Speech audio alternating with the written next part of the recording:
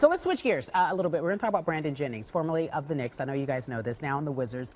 He spoke out about his time in New York and what was going on with Carmelo after yesterday's win. Take a look at this. He simply said it definitely took a toll, I think, on the team because it wasn't even about basketball anymore. It was more about what was going on with Melo. I think it was just a roller coaster, an emotional roller coaster for him this year with everything he had to deal with, which isn't fair. For the record, I've said this several times, that he being Melo, has handled himself with nothing but class and elegance when it comes to this. Always the right answers.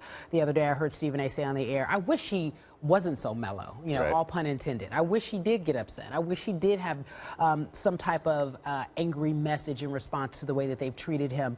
Your take on what Brandon Jennings has to say, because this is the first time we've ever heard a player on the team who was on the team speak out about what was happening.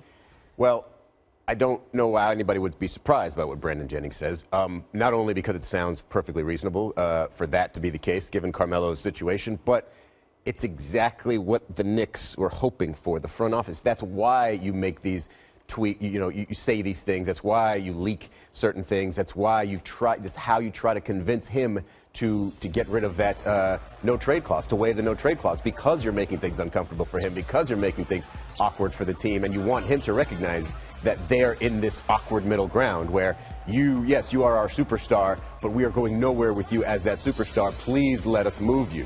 And so the only way for that to happen, if you make everything, happy and in the locker room and make everything joyous, then of course he's not going to want to leave. So you sort of nudge him a little bit, and it makes things uncomfortable in the locker room. And it's the route you kind of have to go in that. Why they give him the money anyway? Why they give him the deal anyway? If they felt this way. Story. I mean, if they felt this way, why they even do it? Because you're the New York Knicks and you have to have a superstar in hand. That's why. Is he a superstar? He was. When? Probably when he signed that deal, he still had a couple years left of life.